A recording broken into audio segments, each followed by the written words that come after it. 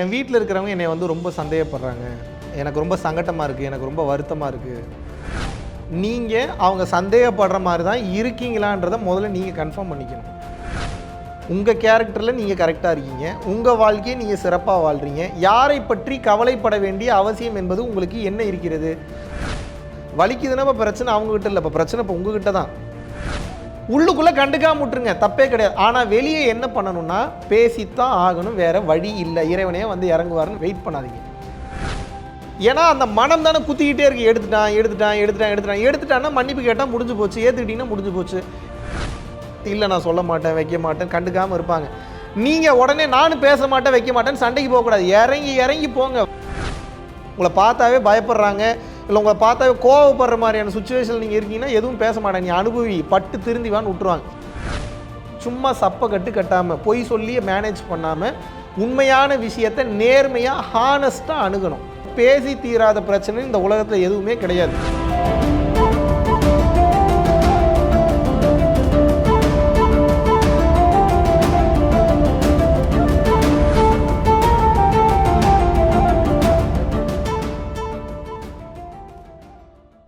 குருவே சரணம். என்னுடைய பெயர் சத்யராஜ். 2021 குருஜி மகாவிஷ்ணு அவர்கள்ட்ட தீட்சை பெற்று பயிற்சியை தொடர்ச்சியாக செய்துட்டு வந்துட்டுருக்கேன். பயிற்சிக்கு பின் உள்தன்மையில் மாபெரும் மாற்றங்கள் ஏற்பட்டு வெளிப்புற செயல் எதுவும் எனக்கு சந்தோஷத்தை கொடுக்கல. வெளிப்புற செயல்னால் கவலைக்குள்ளேயும் நான் போகலை. எவ்ரி செகண்ட் சந்தோஷத்தை அனுபவிச்சுட்ருக்கேன் உள்தன்மையில்.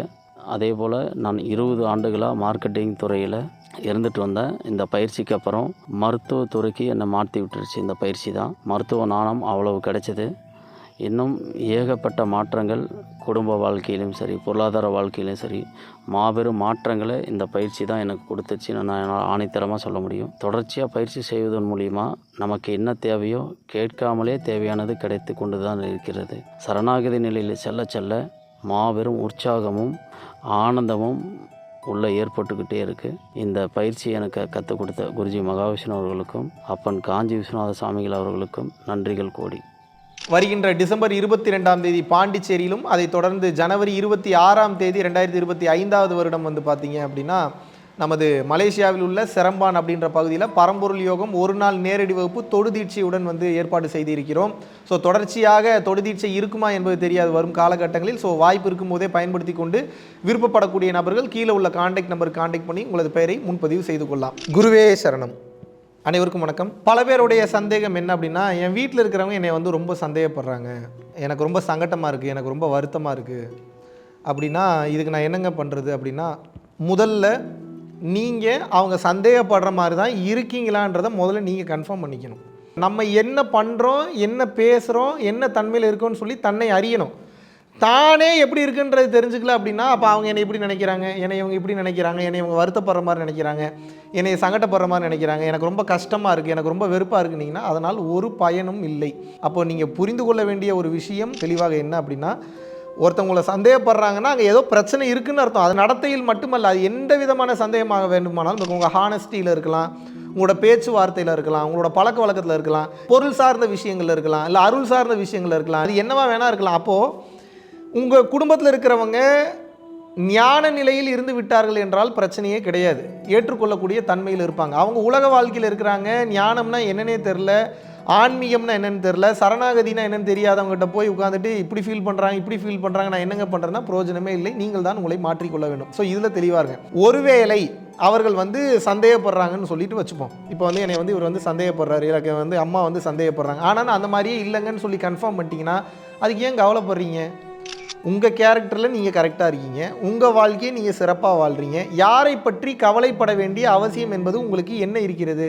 அவங்க என்ன வேணாலும் நினச்சிட்டு போகிறாங்க, உங்களை உடல் ரீதியாக காயப்படுத்துகிறாங்க அப்படின்னா அதுக்கு சட்ட ரீதியாக நான் என்ன முடிவெடுக்க போகிறேன்னு சொல்லி முயற்சி நீங்கள் தான் எடுக்கணும். நம் குடும்பம் சார்ந்தவர்கள்கிட்ட போய் அதுக்கு என்ன முடிவெடுக்க போகிறோன்றதை நீங்கள் தான் முடிவு பண்ணணும். உடல் ரீதியாக காயப்படுறதுல சும்மா இவர் என்னை சந்தேகப்பட்டுட்டு மட்டும்தான் இருக்கிறாரு, இல்லை இவங்க என்னை சும்மா டவுட் பண்ணுறாங்க, கேரக்டர் ஆட்டிடியூடை டவுட் பண்ணுறாங்கன்னா நீங்கள் ஏன் அதை பாதர் பண்ணுறீங்க? இல்லைங்க எனக்கு அது வலிக்குதுன்னா இப்போ பிரச்சனை அவங்ககிட்ட இல்லை, இப்போ பிரச்சனை இப்போ உங்ககிட்ட தான். இப்போது நான் உங்களுக்கு ஒரு பொருளை கொடுக்குறேன், அந்த பொருளை நான் கொடுக்கும்போது அதை நீங்கள் வாங்கினீங்கன்னா தானே அது உங்களுக்கு வருது. நீங்கள் வாங்கலைன்னா எப்படி உங்களுக்கு வரும்?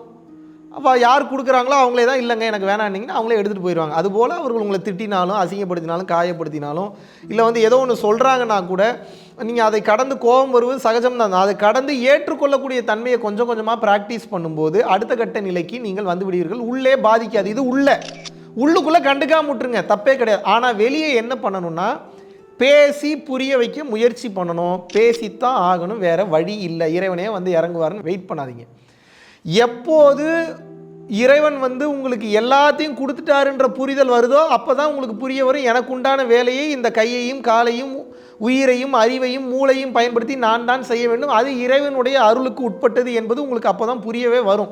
அப்போ என்னென்னா ஒருத்தர் உங்களை சந்தேகப்படுறாரு, தப்பாக நினைக்கிறாருன்னா அந்த மாதிரி தான் நீங்கள் இருக்கீங்கன்னா நீங்கள் மாற்றிக்கணும். அங்கே மாற்றிக்கிறதுக்கு ஒன்றும் இல்லை சந்தேகப்படுற மாதிரி நீங்கள் இல்லை, ஆனால் அவர் தான் தப்பாக நினைக்கிறாரு அப்படின்னா சட்ட ரீதியான நடவடிக்கைகள் எடுக்கணும்.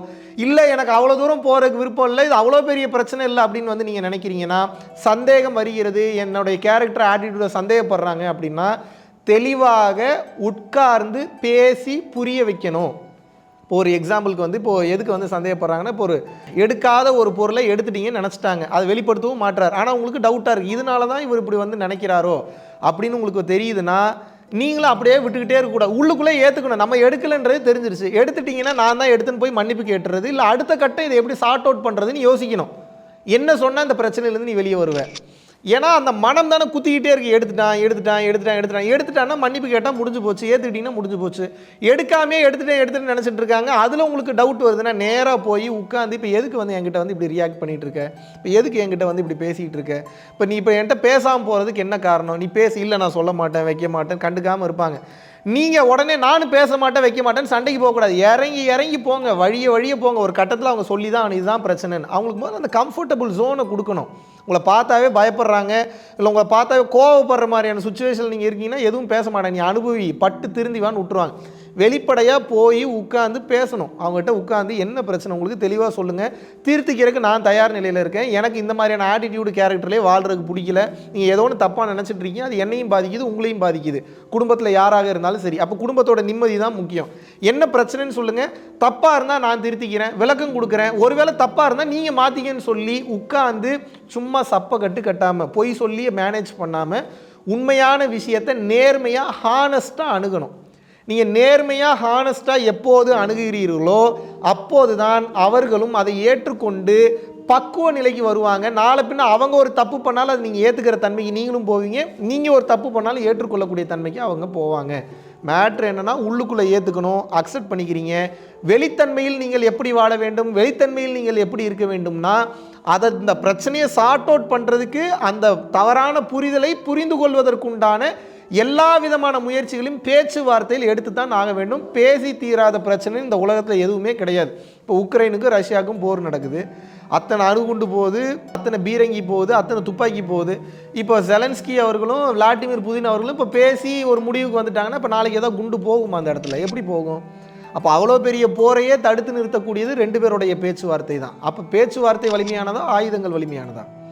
அப்போ பேச்சுவார்த்தை எப்படி முடிவுக்கு கொண்டு வருகிறதுனா இந்த பேச்சுவார்த்தைக்கு பின்னாடி இருக்கக்கூடிய மனம், அந்த மனம் பக்குவப்படும் போது பேச்சு தெளிவாகிறது. பேச்சு தெளிவாகும் போது வெளியே இருக்கக்கூடிய பிரச்சனைகள் தானாகவே சரியாகும். நன்றி, வணக்கம்.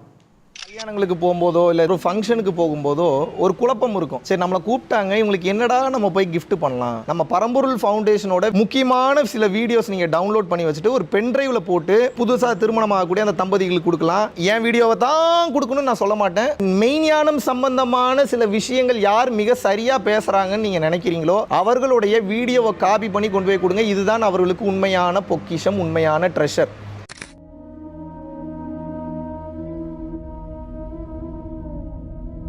பரம்பொருளின் கருணையினால உங்களுடைய இடைவிடாத அன்னதானத்திற்கு நீங்கள் அனுப்பப்பட்ட பணத்தின் மூலியமாக பல லட்சம் உயிர்களுக்கு இது நாள் வரைக்கும் வந்து சாப்பாடு கொடுத்துருக்கோம். ஸோ கொரோனாலேருந்து ஆரம்பித்து ஒரு நாள் கூட விடாமல் பல உயிர்களுக்கு வஸ்திர தானங்களாக இருக்கட்டும், படிக்க முடியாதவங்களுக்கு கல்வித்தொகை கட்ட முடிய விஷயங்களாக இருக்கட்டும், இல்லை ஸ்போர்ட்ஸ் ரீதியாக விளையாடக்கூடிய நல்ல மாணவர்களை அனுப்பி வைக்கக்கூடிய விஷயங்களாக இருக்கட்டும், அதை தொடர்ந்து வந்து பார்த்தீங்கன்னா ரெகுலராக மந்த்லி பேசிஸில் ஏழை குழந்தைகளுக்கு க்ரோசரிஸ் கொடுக்கறதாக இருக்கட்டும், இல்லை அவங்களுக்கு வந்து பார்த்தீங்கன்னா சேம் அவங்க விருப்பப்படுறவங்களுக்கு வீட்டு துணிமணிகள், வீட்டுக்கு தேவைப்படக்கூடிய மற்ற பொருட்கள் வாங்கி கொடுக்கறதாக இருக்கட்டும், எல்லா உதவிகளும் வந்து பார்த்தீங்கன்னா உங்களோட உதவினால தான் போயிட்டுருக்கு.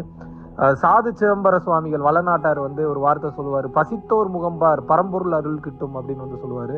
வள்ளல் பெருமானும் ஜீவகாருண்யம் உள்ள சம்சாரிகளுக்கு எப்பேற்பட்ட சூழ்நிலையிலும் வந்து பார்த்தீங்கன்னா அவங்களோட லாபம் தடைபடாது, தொழில் பிரச்சனைகள் வந்து நிவர்த்தியாகும், அதை தொடர்ந்து வந்து வாழ்க்கையில குடும்ப பிரச்சனைகள் விலகும், அதுபோக குழந்தை சம்பந்தமான பிரச்சனைகள் எதுவாக இருந்தாலும் வந்து இந்த அன்னதானத்திற்காக நீங்கள் செய்யக்கூடிய ஒவ்வொரு ரூபாயும் அது வந்து உங்களுக்கு நிச்சயமாக புண்ணியமாக வந்து சேரும்.